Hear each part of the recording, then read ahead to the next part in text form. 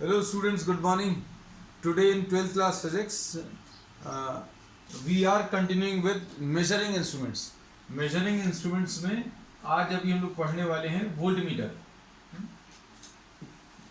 Voltmeter जैसा इसका नाम सजेस्ट कर रहा है, ये वोल्ट्स को मेजर करता है ना. वोल्ट्स मेजर करता है. वोल्ट्स किस चीज़ की यूनिट है? मतलब अभी हम लोग बोलेंगे वोल्ट्स जो है पोटेंशियल डिफरेंस की यूनिट है, इसलिए ये पोटेंशियल डिफरेंस मेजरिंग डिवाइस है. This is a potential difference measuring device. तो पोटेंशियल डिफरेंस मेजरिंग डिवाइस अगर है तो अब अगला क्वेश्चन ये आता है कि भाई पोटेंशियल डिफरेंस मेजर करने के लिए आपको इसको कैसा कनेक्ट करना है. तो हमें वैसा कनेक्ट करना है जैसे पोटेंशियल डिफरेंस ठीक आ जाए. तो अभी हम लोग बोलते हैं पैरेलल कनेक्शन में पोटेंशियल डिफरेंस सेम होता है. So this is connected in parallel. This is connected in parallel to the circuit because for parallel connection we से अब फिर अगली चीज ये आती है कि आइडियल वोल्टमीटर कौन सा होगा. वोल्टमीटर कौन सा होगा आइडियल वोल्टमीटर, और उसका सिंबल क्या है? तो सिंबल अभी हम लोग बोलते हैं बिल्कुल वैसे ही है. इसमें अंदर अभी हम लोग V लिख देते हैं और इसको पैरेलल में कनेक्ट करते हैं. तो पैरेलल में अगर आप कनेक्ट करते हैं तो इमेजिन करना आपको ये कोई सर्किट है और इस सर्किट में आपने कुछ बैटरी लगाई. उस बैटरी के कारण कुछ करंट आएगा, करंट के कारण यहाँ पर कुछ पोटेंशियल डिफरेंस आएगा, है ना. अब हम लोगों ने इस पोटेंशियल डिफरेंस को मेजर करने के लिए आपने यहाँ पर एक डिवाइस लगा दी, है ना. तो अब हम लोग इसमें ये बोलते हैं कि suppose the current through the circuit is I. Current यहाँ पर आई है और पोटेंशियल डिफरेंस कैसे मिलता है? V/IR. अब हम लोग जो डिवाइस यहाँ पर लगाएंगे पैरेलल में क्यों कनेक्ट करते हैं? क्योंकि पैरेलल कनेक्शन में पोटेंशियल डिफरेंस सेम होता है. पैरेलल में जब अभी हम लोग लगाएंगे तो इस करंट का कुछ पार्ट इसमें चला जाएगा. अब हम लोगों ने जो भी डिवाइस लगाई तो यहाँ पर ब्रांचिंग हो गई. So some part of the current will be going through this branch. ये जो करंट आई इसमें जा रहा था, फ्लो कर रहा था जब ये कनेक्टेड नहीं था, है ना. अब जब इसको कनेक्ट कर दिया तो क्या होगा? Current I was flowing. When this voltmeter is connected then some part of the current will go through this. अब इसमें अगर करंट जाएगा तो इसका जो करंट है वो चेंज हो जाएगा. इसमें जो आई है वो चेंज हो जाएगा. आई चेंज हो जाएगा मतलब पोटेंशियल डिफरेंस चेंज हो जाएगा. तो अब हम लोगों को पता चल गया भाई एक अच्छा इंस्ट्रूमेंट वो रहेगा जब आप इसको कनेक्ट कर दे तो इसके थ्रू करंट चेंज नहीं हो. मान लीजिए इसमें 10 एम्पियर्स करंट फ्लो कर रहा था, जब इसको कनेक्ट नहीं किया. जब इसको कनेक्ट कर देंगे पोटेंशियल डिफरेंस मेजरिंग डिवाइस को पैरेलल में कनेक्ट करते हैं. तो जब इसको कनेक्ट करेंगे तो अभी हम लोग बोलेंगे इसमें से कुछ करंट जाएगा. तो हम लोग ये कहते हैं एक अच्छा इंस्ट्रूमेंट वही रहेगा जो इस ब्रांच का करंट चेंज नहीं करे. मतलब आपने इसको कनेक्ट किया तो इसके थ्रू कितना करंट चला जाए? इसके थ्रू 0 एम्पियर चला जाए. और इसमें फिर कितना रहेगा? इसमें 10 एम्पियर ही रहेगा. अगर इसमें 1 एम्पियर चला गया, 10 एम्पियर में से इसमें 1 एम्पियर चला गया तो अब ये करंट चेंज हो जाएगा. अब 9 एम्पियर हो जाएगा, मतलब करंट डिक्रीज हो जाएगा. करंट डिक्रीज होगा मतलब पोटेंशियल डिफरेंस चेंज हो जाएगा. तो हम लोग ये बोलते हैं कि potential difference measuring device connect करने के बाद current through the circuit changes. तो आइडियल इंस्ट्रूमेंट कौन सा रहेगा? अब इससे आइडियल इंस्ट्रूमेंट की रिक्वायरमेंट पता चल गई. आइडियल इंस्ट्रूमेंट कौन सा रहेगा? जो इस मेन सर्किट में से करंट खींचे बिना. 10 एम्पियर जा रहा था, अब जैसे ही इसको कनेक्ट किया इसमें 1 एम्पियर चला गया.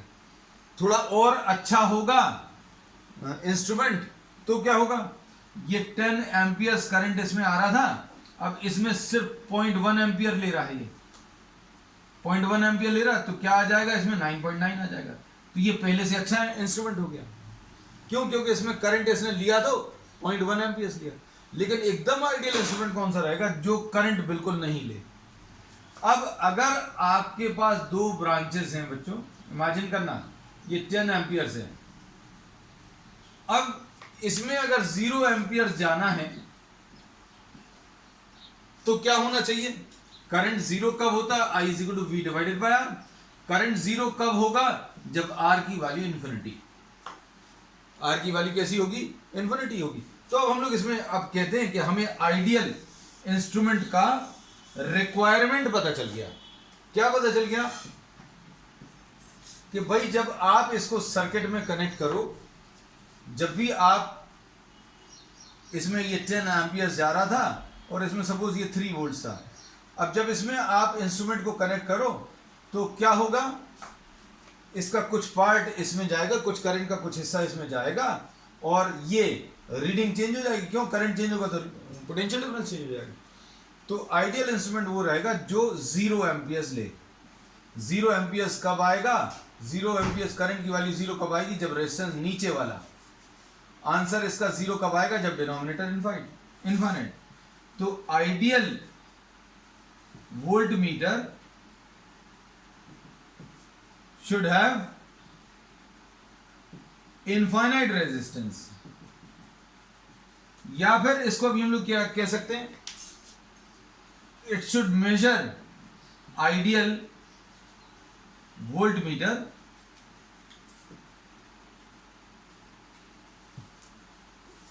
should measure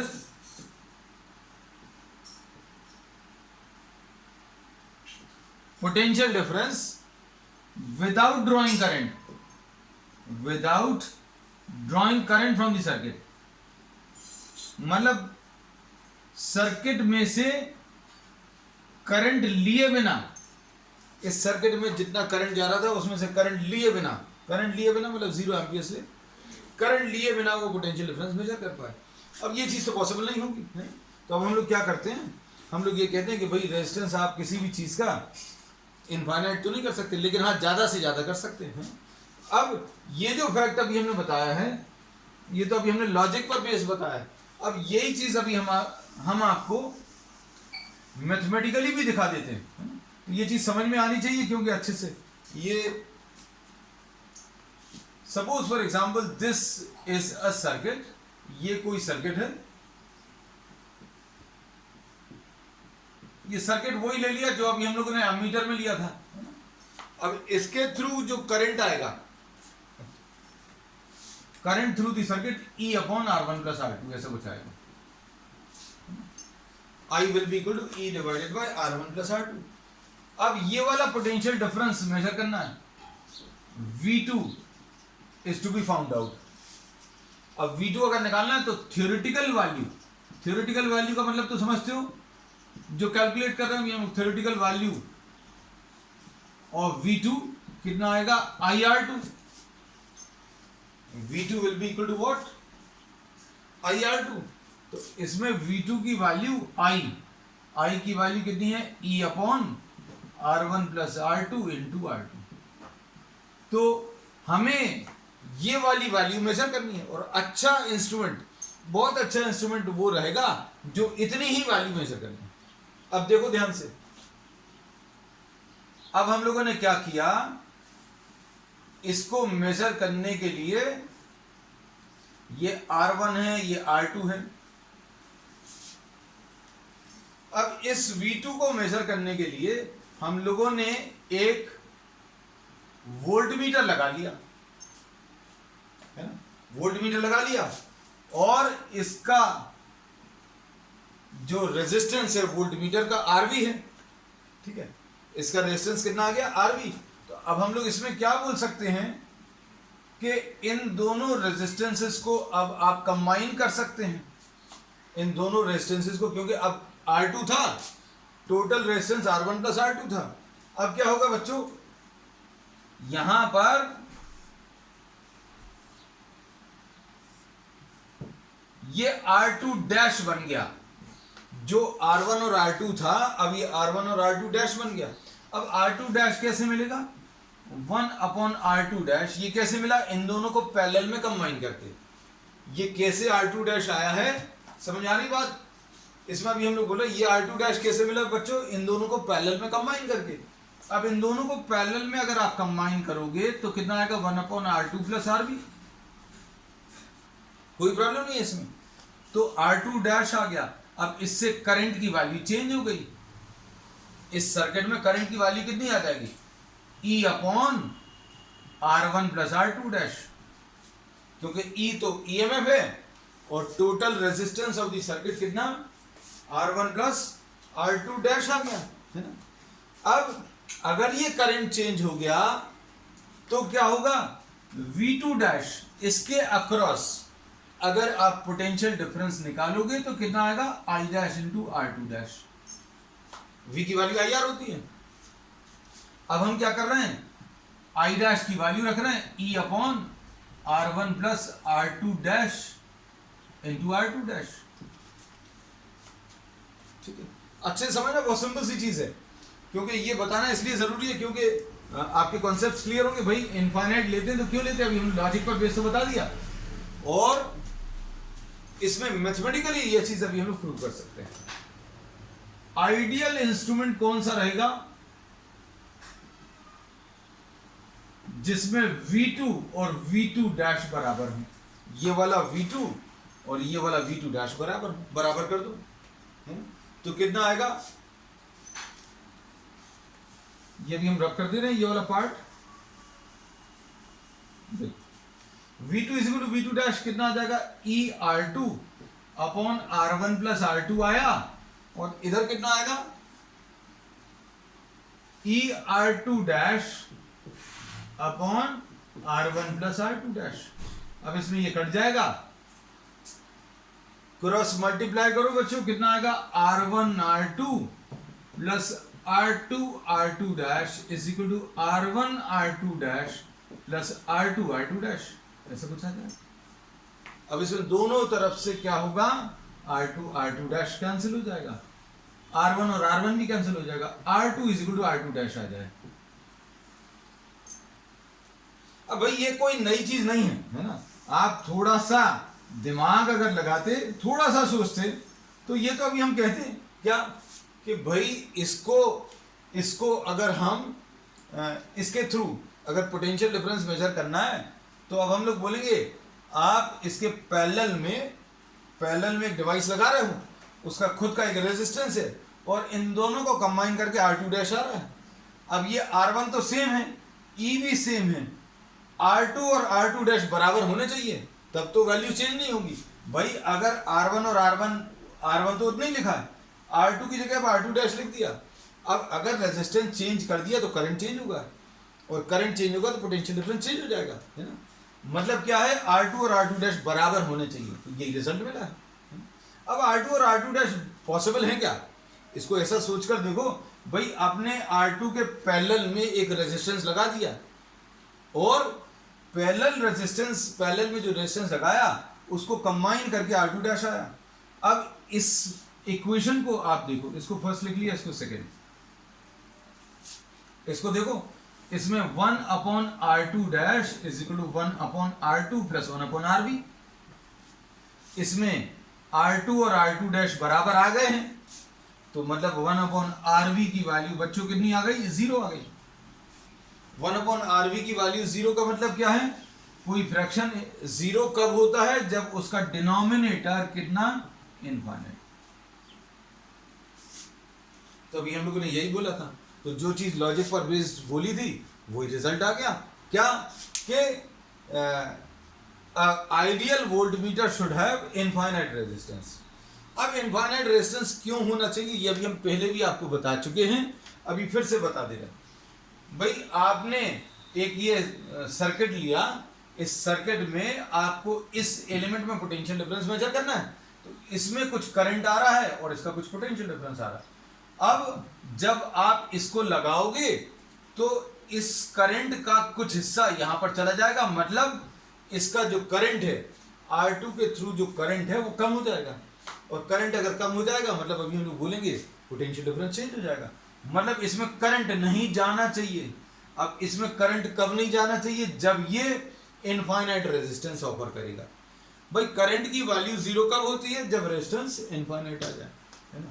तो अब हम लोगों को ये एक बहुत इंपॉर्टेंट पॉइंट पता चला कि N ideal voltmeter is one which measures the potential difference without drawing current from the main circuit।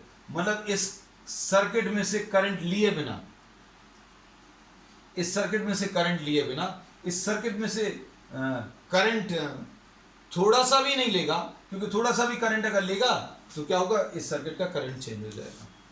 तो आइडियल वोल्ट मीटर उसको बोलते हैं जो करंट मेन सर्किट से लिए बिना पोटेंशियल डिफरेंस मेजर कर पाए।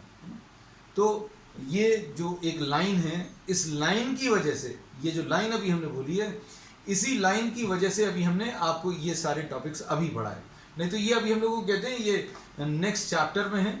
और अभी हम लोग पोटेंशियोमीटर पढ़ने वाले हैं, तो पोटेंशियोमीटर में we will be starting with this line, what an ideal voltmeter is the one which measures the potential difference without drawing current from the main circuit, है ना।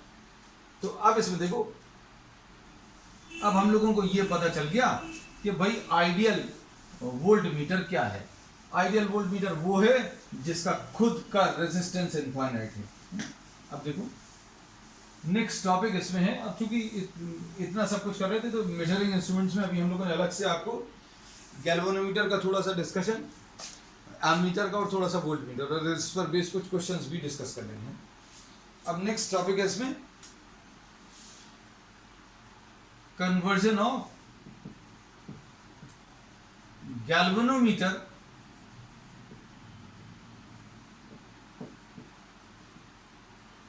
into what? A voltmeter. Next topic, conversion of galvanometer into a voltmeter. अब इसमें अभी हम लोग ये कहते हैं कि गैल्वेनोमीटर एक ऐसा डिवाइस है which can be use both as an ammeter as a voltmeter है। अब दोनों की रिक्वायरमेंट्स अलग अलग हो गई। एमीटर जो है उसका जीरो रेजिस्टेंस होना चाहिए, तो भाई जीरो करने के लिए हमने पैरेलल में एक छोटा सा रेजिस्टेंस लगा दिया था। वोल्टमीटर का रिक्वायरमेंट क्या है? It should have infinite resistance, infinite resistance होना चाहिए। तो अब हम लोग क्या करेंगे, गैल्वेनोमीटर को खोलकर उसका कॉइल का रेजिस्टेंस तो नहीं चेंज करने वाले, लेकिन अभी हम लोग ये चीज जरूर कर सकते हैं कि भाई ये गैल्वेनोमीटर है, इसकी सीरीज में एक बहुत बड़ा रेजिस्टेंस अभी हम लोग कनेक्ट करते हैं। तो अभी हम लोग ये एक लाइन लिखते हैं, जब भी आपको ये टॉपिक लिखना है कॉपी में, तो अभी आप ये चीज लिखोगे, the galvanometer is converted into what voltmeter by connecting a very large resistance in series. अब इसमें सपोज फॉर एग्जांपल इसका जो रेजिस्टेंस है वो Rg है।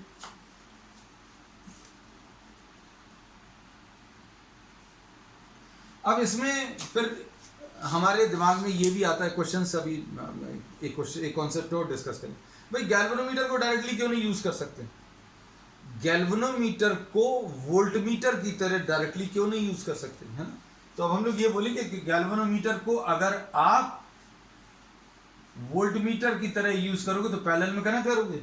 अब इसका रेजिस्टेंस अभी हमने बोला जैसे सपोज 100 ओम है ना, तो क्या होगा, इसमें से कुछ करंट चला जाएगा, इसमें गैल्वेनोमीटर में कुछ करंट चला जाएगा और कुछ हिस्सा अगर इसमें चला गया तो करंट चेंज हो जाएगा। तो galvanometer can not be used directly as a voltmeter because it will definitely change the current through the circuit.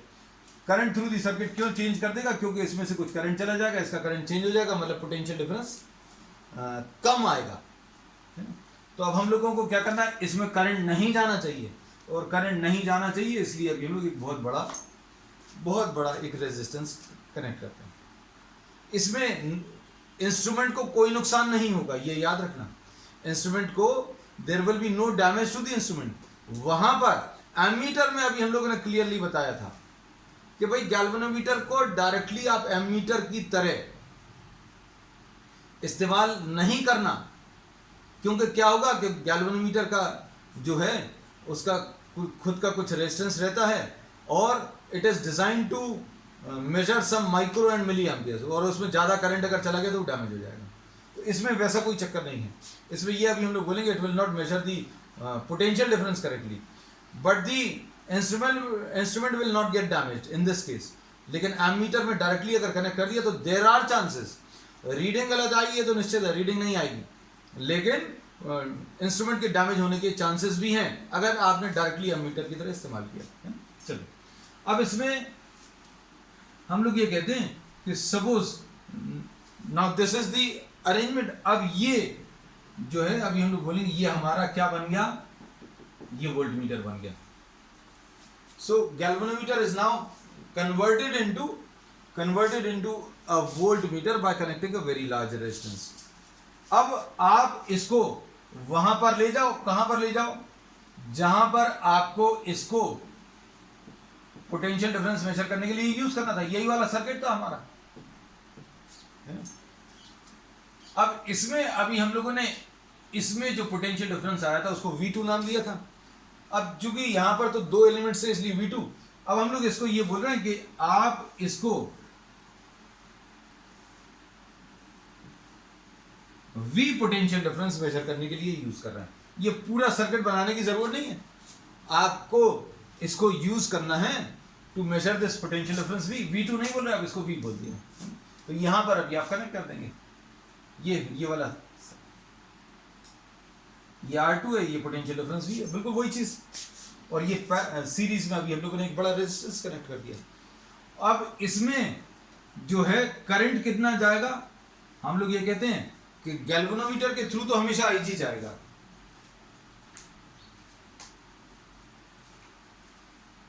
IG क्या चीज है बच्चों, IG क्या है, it is the maximum current which the galvanometer can take. सबसे ज्यादा current जो अभी हम लोग इसके थ्रू पास करा सकते हैं वो IG है, मतलब it gives a full scale deflection at IG। तो ये पिछले केस में भी यही लिया था, यहाँ पर भी यही ले रखे। गैल्वेनोमीटर वाली ब्रांच में ये याद रखना, गैल्वेनोमीटर वाली ब्रांच में करंट जो है IG ही बनाना है। भाई G बना है तो इसमें IG बनाना है, बस ये याद रखना।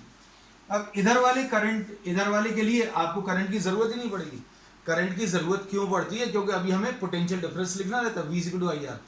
तो V/IR तो इसमें लिख लोगे, लेकिन यहां पर V की वैल्यू डायरेक्टली अभी हम लोग लिख लेंगे। और अगर किसी को लिखना भी है तो उसमें कोई समस्या नहीं है, I-IG आ जाएगा।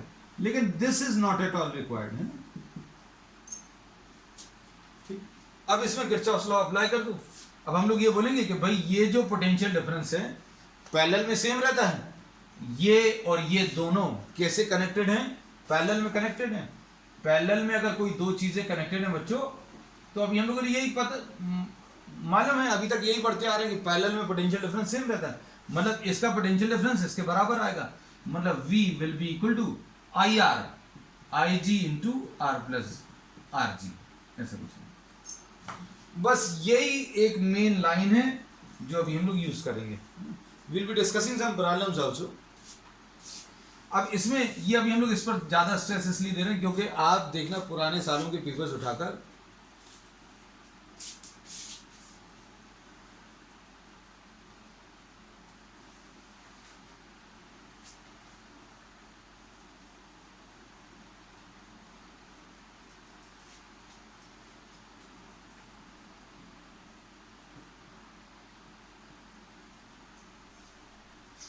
अब इसमें पुराने सालों के पेपर्स अभी आप उठाकर देखिएगा तो पुराने सालों में नीट में भी और JEE मेंस में एडवांस में क्वेश्चंस आए हुए हैं। Will be discussing some problems also. अब इसमें अभी हम लोग क्या बोलेंगे, V/IG will be equal to R plus RG, ऐसा कुछ आएगा। और R की वैल्यू निकालनी थी तो ये V/IG माइनस RG, ऐसा कुछ आ जाएगा। तो no need to remember the formula, ये फॉर्मूलेस बनाकर दिए हुए, बट हमने आपको बोला कि आप फॉर्मूलेस याद रखने की जरूरत नहीं है। अब इस पर बेस अभी हम लोग कुछ प्रॉब्लम्स लेंगे। इसमें कॉन्सेप्चुअल एक प्रॉब्लम ये भी आता है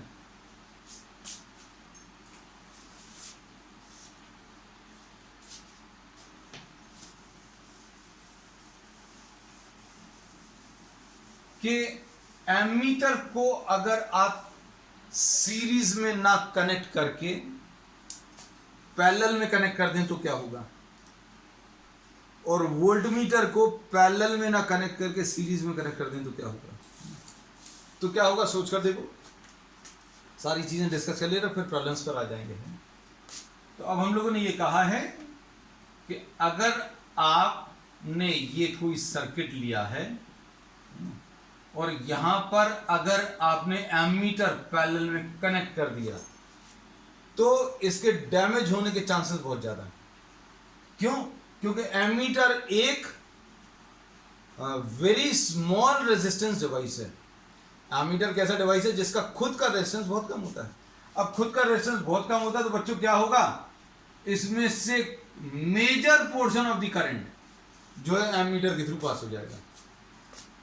ठीक है, रीडिंग तो सेकेंडरी मैटर है, रीडिंग गलत आएगी वो तो डेफिनेट है ना, but I am talking of the instrument को मतलब किसमें जो है डैमेज होने के चांसेस हैं।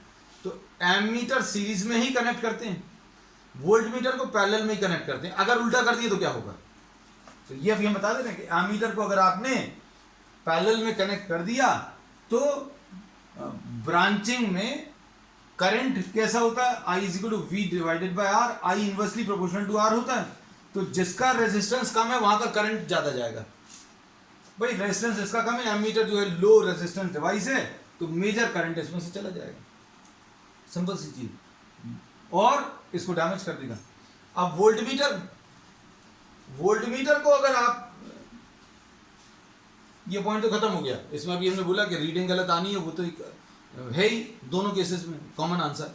दूसरा, इसमें ये डैमेज हो जाएगा। अब ये डैमेज होगा कि नहीं, ये देखो, ये चेक करें।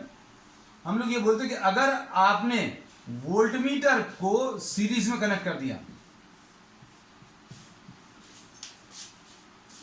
तो इसके डैमेज होने के चांसेस नहीं है। क्यों नहीं है? क्योंकि ये रेजिस्टेंस, ये एक और रेजिस्टेंस, इसका खुद का रेजिस्टेंस बहुत ज्यादा है। इसका खुद का रेजिस्टेंस, वोल्ट मीटर कैसा है, this is a very high resistance device. तो इसका सर्किट का जो रेजिस्टेंस है वो बढ़ जाएगा। सर्किट का रेजिस्टेंस बढ़ जाएगा मतलब करंट कम हो जाएगा। तो बस एक ही फैक्टर है। तो डैमेज कौन सा होगा, एमीटर ही डैमेज होगा कुल मिलाकर, है ना। चलो, तो अब इसमें आज अभी हम लोगों ने क्या पढ़ लिया, वोल्ट मीटर। तो वोल्ट मीटर के बारे में क्या पढ़ा कि वोल्ट मीटर जो है एक हाई रेजिस्टेंस डिवाइस है। It is always connected in parallel में कनेक्ट करते हैं क्योंकि पैरेलल में पोटेंशियल डिफरेंस सेम होता है। और गैल्वेनोमीटर को वोल्ट मीटर में चेंज करने के लिए एक very large resistance is connected in series, है ना। चलो, अब इसमें अभी हम लोग नेक्स्ट क्वेश्चन ले रहे हैं। आज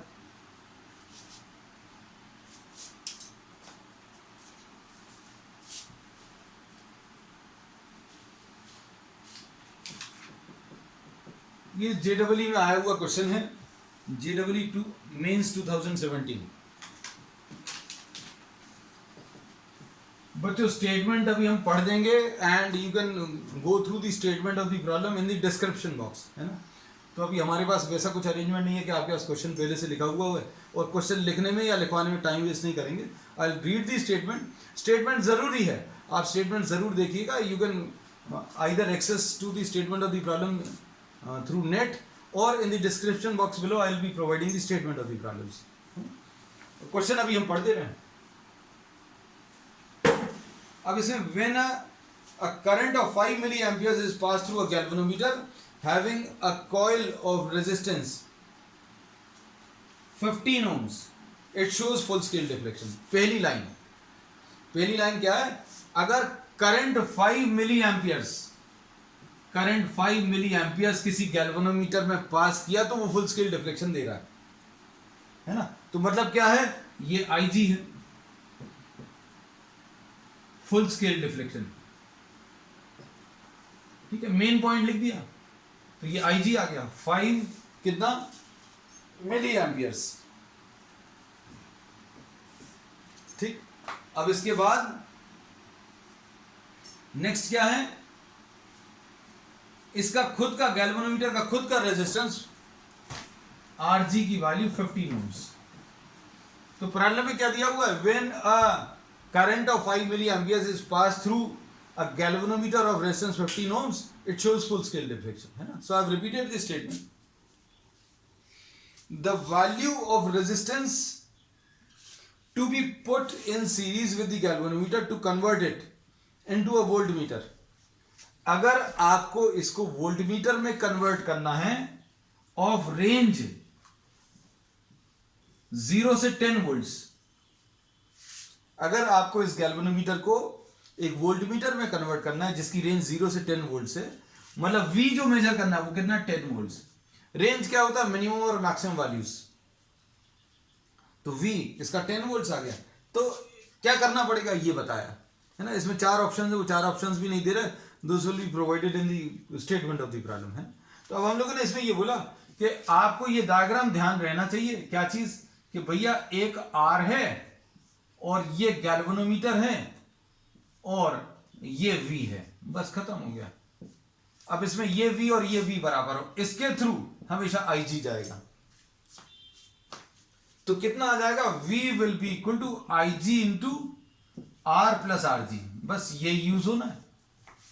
अब V कितना है बच्चों, V इज 10, IG की वैल्यू कितनी है 5/1000, 5 मिली एम्पियर से ध्यान रखना, into R plus RG, R plus RG की वैल्यू 15 है ना, तो 5 2, तो R plus 15 will be equal to 2000 आएगा, तो R की वैल्यू 2000 माइनस 15 यानी 1985 है ना, और ऐसा कुछ आंसर दिया 1.985 into 10⁻³ one of the options is this है ना, तो ये इसका correct answer is this one 1.985 into 10⁻³।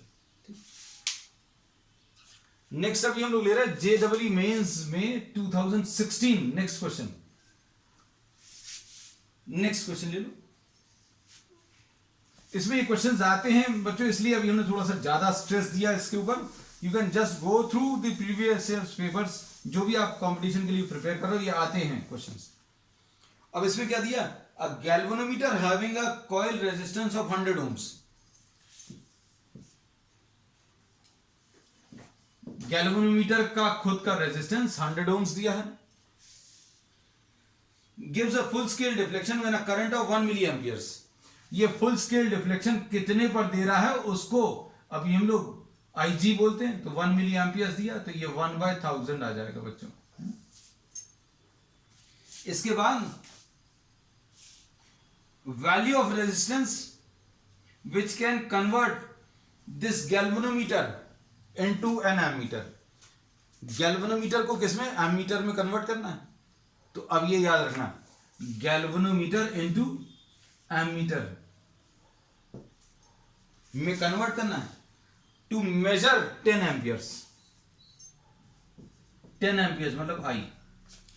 अब ये तुरंत आपके दिमाग में ये डायग्राम आना चाहिए कि भैया ये गैल्वेनोमीटर था और हम लोगों ने क्या किया, इसको एमीटर में बदलने के लिए इसका रेजिस्टेंस कम करना है, और रेजिस्टेंस कम करने के लिए पैरेलल में एक रेजिस्टेंस लगाते हैं जिसको शंट बोलते हैं, ठीक है। अब इसको क्या लिखेंगे, इसके थ्रू तो हमेशा IG ही बनाएंगे। अब चूंकि ये एमीटर है इसलिए करंट मार्क करना जरूरी है, तो ये I करंट है, यहां पर I माइनस IG आ जाएगा, है ना। अब क्या बोलेंगे, पैरेलल में ये पोटेंशियल डिफरेंसेस सेम होंगे, और नहीं तो आप किरचॉफ्स लॉ अप्लाई कर दो, जैसे भी इसका पोटेंशियल और इसका पोटेंशियल बराबर, मतलब क्या आ जाएगा, IG इंटू RG, इसका potential difference will be equal to I minus IG into S, ऐसा लिख लो। अब देखो IG की वैल्यू बच्चों कितनी है, 1/1000 इंटू RG की वैल्यू कितनी है 100 is equal to 10 minus IG की वैल्यू 1/1000। अब देखो एक हमारी तरफ से हिंट, एक हमारी तरफ से ट्रिक, हम लोग ये कहते हैं कि I माइनस IG, जैसे सपोज फॉर एग्जांपल S आपको निकालना है, तो S कैसे मिलेगा, IG into RG upon I minus IG, ऐसा कुछ है ना। अब इसमें I माइनस IG जो लिखा रहता है, ये I हमेशा बड़ा रहता है और IG बहुत छोटा रहता है, एमीटर वाला फॉर्मूला है ना। अब इसमें ये IG को अभी आप नेग्लेक्ट भी कर दोगे तो भी आंसर आ जाएगा। क्यों, क्या कारण है भाई, 10 में से आप ये 0.001 माइनस कर रहे हो, कितना, 10 में से 0.001, अगर नहीं भी माइनस करोगे 10 में से 0.001 माइनस भी कर लोगे, it will not make much of a difference, but it will make a difference in what, the time you are spending to solve the problem. अगर किसी को बहुत ज़्यादा अच्छे से करने की ज़रूरत है अभी कर लेना, अभी तो समय है आपके पास। पेपर्स की बात कर रहे हैं भाई, 10 माइनस 0.001 मतलब 9.999, सॉल्व कर लो उसको, कोई दिक्कत नहीं है। और हमारी तरफ से अभी हम क्या बोल रहे हैं, इसमें इसको कैंसिल करो, ये कितना आ जाएगा 1/100 will be equal to what,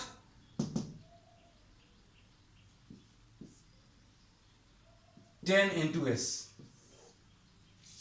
है ना। अब इसमें s की वैल्यू, कुछ नंबर गलत तो नहीं किए, हाँ 2 जीरोस कैंसिल हुए थे बच्चों के, 2 जीरोस कैंसिल हुए थे, तो यहां पर 1/10 बचेगा, है ना। तो s की वैल्यू 1/10 इंटू 10 यानी 0.01 ओम्स आ जाएगा। So the shunt required to be connected in parallel to this galvanometer will be 0.01 ohms। तो अगर आपने इस गैल्वेनोमीटर में 0.01 ohms का पैरेलल में रेजिस्टेंस कनेक्ट कर दिया तो this will get converted into an ammeter of range 10 amperes. ठीक है, तो बच्चों आज के लिए इतना ही। We will continue with the same chapter on the next one. That's all for today.